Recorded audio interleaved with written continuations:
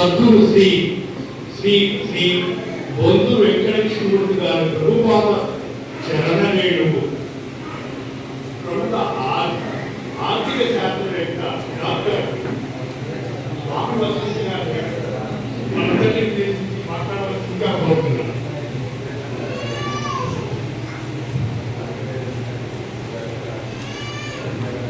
సభాయ నమః.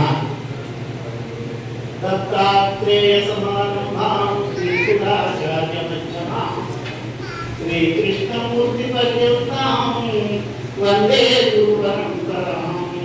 బ్రహ్మజ్ఞానమయీముద్ర వస్త్రే ఆకాశభూషణే ప్రజ్ఞానఘనబోధాయ దత్తాత్రేయ నమోస్తుతే.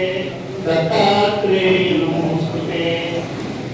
మనకి ఒక సమయాభావం చేత నా పరిస్థితి ఎలా ఉందంటే వచ్చిన ర్యాగోడని 10,000 నాటిలోకి 10 ఎకరాల పచ్చిమిరపకాయలు చేశాను.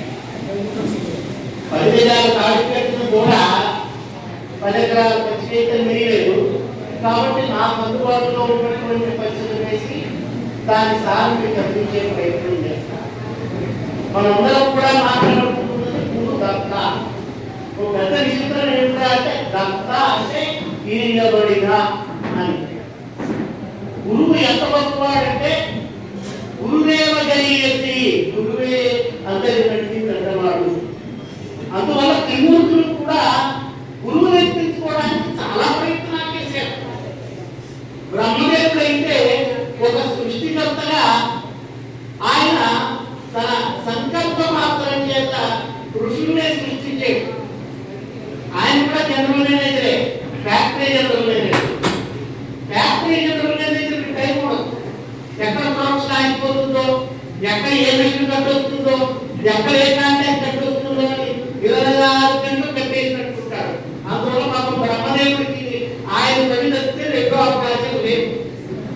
ఇకపోతే విష్ణు ఆయన జ్ఞానానందమయం దేవం నిర్మల స్ఫటికాకృతి ఆధారం సర్వ విద్యానాం హయగ్రీవ ఉపాస్మహే. హయగ్రీవుడు అనేటువంటి రూపంలో మహావిష్ణు అవతరించి ఆయన కూడా నేను ఒక గురు రూపం ఎత్తాను అనేటువంటి కోరిక తీర్చుకున్నాడు.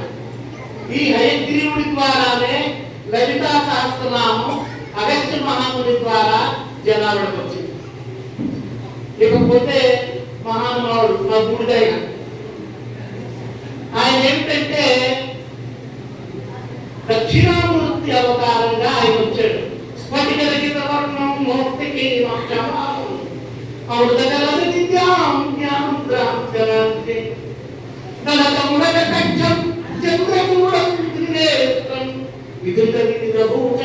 దక్షిణామూర్తి. 2 శ్లోకాలు చదివాం, ఐక్యముడికి చదివాం, ఈ పక్కన దక్షిణామూర్తికి చదివాం. వీటన్నిటిలో కూడా అంటే నిరాకారం, స్ఫటిక రహిత వర్ణం మూర్తికి జ్ఞానానందమైనదేమో నిర్మల స్ఫటికాకృతి. స్ఫటికానికి ఆకారం లేదు, నిరాకారానికి గుర్తు. వీటి చెప్తే తెలుపంటాం, తెలితే బ్రోమంటాం, తెలితే పోసుకుంటాం. ఆకారమే లేక ఏ ఆకారం ఆశ్రయిస్తుందో దానికి ప్రతిఫలించేటువంటి స్ఫటికం. గురువు అనేటువంటి వాడు శుద్ధ స్ఫటిక స్వరూపుడు. విచిత్రం ఏమిటంటే బద్రీనాథ్ శ్రీనివాసమూర్తి గారు మేము ఉన్నటువంటి నివాసానికి వచ్చినప్పుడు ఇదే విషయం చర్చించాము. అప్పుడు వారు ఏం చేశారంటే ఈ లడ్డు నాకు ముందరే అందజేశారు. అందులో 201 నేను ఉంటే లాస్ట్కే వేశాను. నాకంతా ఏంటంటే గురుగీత, భగవద్గీత ఎప్పుడైనా ఏదైనా సందేహం వచ్చినా సరదాగా చూడాలన్నా అలా ఏదో ఒకటి పేజీ తీస్తాం. 201 పేజీ వచ్చిందండి. మేము ఏదైతే చర్చించామో అదంతా 201 పేజీలో ఉంది. అప్పుడు అనుకున్నా పర్వాలేదు, కాబట్టి కూడా పట్టాలి. ఈ గురువు గురించి సాక్షాత్తు పరమేశ్వరుడు ఆయన ధర్మపత్నికి చెప్పాడు. పరమేశ్వరుడు పార్వతీయ సమానానికి వామకేశ్వర సమానం అని పేరు. ఇది రుద్రయామం అనేటువంటి గ్రంథంలో ఆయన చెప్తాడు సీతాం సుపీఠస్థితం. ఆయన ఎక్కడ ఉంటారయ్యా? అయ్యా మనం ఏ దారినన్నా వెళ్ళండి, ఏ రంగా వెళ్ళండి, శాస్త్రాలు లేదు పరమాత్మ. ఆయన ఎక్కడ ఉంటారన్నారు? ఇక్కడ సీతాం సుపీఠస్థితం. ఎన్ని అద్దులు దాటితే ఇక్కడ ఉండేటువంటి సీతాం సుపీఠం సరళమైనటువంటి శాస్త్రాలు. ఇంకా ఆయన ఆధారం విట్ట మధ్యాహ్నం బహుప్రకాశంగా ఉన్నటువంటి సూర్యుడు ఎలా ఉంటారో అలా ఉంటాడండి.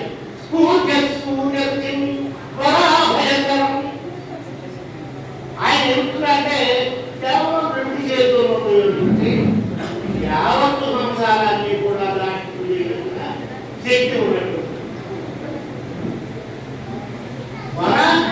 అవేంటారు. మనం ఎలా ఉండాలి, ఎలా ఉండాలి, దానికి కావాల్సినటువంటి సాధన సంపత్తిని ఎలా సమకూర్చుకోవాలి, అది వరం ద్వారా వస్తాయి. వరద అభయకరం. మనం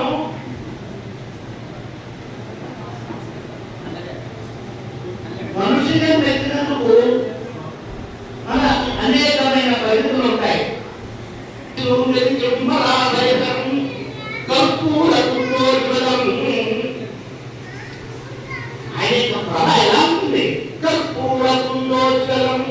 ఎంత కర్పూరమైనా వెలిగించండి, మీరు దేనినైనా వెలిగించండి, గుడి కర్పూరంలో ఏమి. మనం అర్చనలో కూడా ఆవిటి అనేటువంటి వెలిగిస్తామంటే, ఓ పరమాత్మ నీ అర్చనలో ఏ రకంగా ఏంటి కర్పూరానికి ఆకారం లేకుండా విశేషంగా అయిపోతుందో నన్ను కూడా నా కర్మ తీర్చి విశేషంగా నిధిని తీసుకోవాలి అనేటువంటి దానికి ఇస్తాం. అందువల్ల కర్పూరపుత్రోజ్వలం శీతస్రగ్వసనాం లేపనితం విద్యుత్రుజాకాంతయా. ఆయన వస్త్రం కూడా ఏంటంటే సిల్కు కాదు, కాంటు కాదు, ఇదే కాదు, దాన్ని ఎవరు చేయలేరు. శీతస్రగ్వసనాం లేపనితం. ఇవన్నీ మిక్స్ చేసి తయారు చేసేది. ఇప్పుడంతా కూడా మనం మిక్సర్ కాదని, మిక్సర్ స్టిక్ అని రకరకాల ఫ్యాషన్స్ వచ్చేస్తున్నాయి. ఈ ఫ్యాషన్ మనకి తెలియకపోవడమే సూచించింది. ఆయన ఏమిటైనా చేస్తారంటే విద్యుత్రుజాకాంతయా. ఎవరైనా మిట్ట మధ్యాహ్నం సూర్యుడిని చూడగలరా? అంతటి మిట్ట మధ్యాహ్నం కూడా మెరుపు వచ్చిందనుకోండి, మెరుపు ప్రత్యేకంగా కనిపిస్తుంది. ఒక మెరుపు మాత్రమే చెప్తారు. అందువల్ల ఏంటంటే విద్యుత్రుజాకాంతయా సంశిష్టాకరం ప్రసన్నవదనం వదేతుం సాగరం. వీటన్నిటినీ కూడా భౌతిక శరీర రూపంలో దాల్చి మమ్మందరినీ కూడా సంసార సాగరం దాటించేటువంటి మహానుభావుడే గురువు. ఇది సాక్షాత్ ఎవరు చెప్పినది? పరమేశ్వరుడు పార్వతీదేవి చెప్తున్నాడు సద్గురువు గురించి. అందులో త్రిమూర్తులు కూడా గురు అవతారానికి పూర్ణత్వం సాధించడానికి చూశారు. అటువంటి దాంట్లో దత్తాత్రేయుడు మహానుభావుడు అలాగే వచ్చాడు. దత్తాత్రేయుడు ఎలా ఉపయోగించారు కచ్చను? ఎందుకంటే మీరు చెప్పేది నాకు 10 జాతాలే పెట్టారు. ఈ 10 జాతాలు ఎందుకు నేను అంతే దిగాను. ఈయన దత్త ఆత్రేయుడు అత్రి మహర్షికి తను దత్తు వేయడం వల్ల దత్తాత్రేయుడు. మనం కూడా దత్తాత్రేయుడే. ఎందుకంటే సప్తర్షుల్లో అత్రి అంగేసులు ప్రతి కల్పంలోనూ ఉంటారు, మిగతాక్షులు మాత్రం అత్రి అంగేసులు మాత్రం కాదు. అందువల్ల అందరూ కూడా దత్తాత్రేయుడే. తేడాగా ఏమిటయ్యా అంటే ఆయన సూక్ష్మ రూపంలో జ్యోతి రూపంలో ఉంటే మనం పరోక్షంలో ఛాయ అవుతున్నాం. మనం ఆయన ఛాయ, ఈ ఛాయ కల్పిస్తే ఆయన మనకు దొరుకుతాడు. తర్వాత ఇంకొక చిన్న విషయం ఏంటంటే, ఎవరైనా కూడా సాధనా మార్గంలో ఉన్నప్పుడు అందరికీ కూడా వాళ్ళ సాధన పూర్తయిపోయిన తర్వాత ఆ జపాన్ని గురుసమర్పణ చేసినప్పుడు నా గురోరధికం, నా గురోరధికం, నా గురోరధికం, నా గురోరధికం, గురువు కంటే అధికం లేదు. శివచాసనత శివచాసనత శివచాసనత శివశాసనత. ఇక్కడ శివశాసనం అంటే శివుడిది కాదు. శివ అంటే మంగళం అని అర్థం. విష్ణు పేరు విష్ణువు కాదు, శివుడు పేరు శివుడు కాదు. అది వాడు పెట్టుకున్నటువంటి భావం. ఇప్పుడు ఇవి జడ్జి కాదు. ఇప్పుడు ఏదైనా ఒక కమిటీ వేసారనుకోండి, ఇప్పుడు కమిటీ చేయకపోవచ్చు. ఇప్పుడు జడ్జి కాదు, అప్పుడు చేయడం కావచ్చు. లేకపోతే ఇంకో ట్రిబ్యునల్ వేస్తారు, ఈ మనిషి ఇవిడే. అయితే ఉపాధి వేదాన్ని బట్టి వీళ్ళు మార్పులు. అందులో త్రిమూర్తులు ఒకటే. త్రిమూర్తులు ఎటువంటి వాడయ్యా? ఒక సరళ రేఖ లాంటి వాడు. ఆదో బ్రహ్మ అనిచ్చే అంతే మన మేనేజ్మెంట్ లో కూడా ఏం చెప్తారంటే బిగినింగ్, ప్రాసెస్, ఈవెంట్. ఈ ప్రాసెస్ పేరు విష్ణు అని పేరు. ఈవెంట్ అయితే అంతరం అయ్యేటువంటి. మీకు చిన్న ఉదాహరణ చెప్పి నేను వివరించుకుంటా, ఎందుకంటే నాకు కట్టింది. మనం ఆకలి వేస్తుంది, అన్నం తింటాం. అన్నం తినడం ద్వారా కుండలోని గోపులు వస్తుంది. అది సూర్య. ఆ కడుపులో వెళ్ళినటువంటి అన్నం పెద్ద పేరుతో చిన్న పేరుతో పెట్టి నానా విధాలైనటువంటి రసాయనాలతో కలిసి అది ఏమిటో అవుతుందంటే రూపాంతరం చెందుతుంది. అది విష్ణువు. జీర్ణమైనటువంటి దాని శక్తి ఒక వైబ్రేషన్ రూపంలో రక్తంలో కలుస్తుంది. మిగతాది మొత్తం బయటకు. ఇదే శివుడు. ఇప్పుడు మీకు బ్రహ్మ కావాలా, విష్ణువు కావాలా, శివుడు కావాలా? ఏ ఒక్కరికైనా ఒక్కొక్కరికైనా ఒప్పుకోవాలి. కాబట్టి మనం ఈ ధ్యానం వదిలేసి దత్తాత్రేయుడు బ్రహ్మాంశంతో పుట్టినట్టు చంద్రుడు నేను ఎదుర్కోక నాకు దొద్దు అన్నా. బ్రహ్మస్వరూపం ఆయనకు వచ్చేసింది. దుర్వాస మహర్షి ఆయన కూడా అన్నాడు, ఈ తగ్గట్టు నా వద్దు నువ్వేవాడు. ఆయన వెళ్ళిపోయాడు. అందువల్ల త్రిమూర్తి స్వరూపుడైనటువంటి దత్తాత్రేయుడి గారు గురు స్వరూపానికి త్రిమూర్తులకు అతీతమైన శక్తి ఉంది. నా గురోనది కరుణ గురోనది కరుణ గురోనది నా గురోనది కరుణ శివశాసన శివశాసన శివశాసన శివశాసన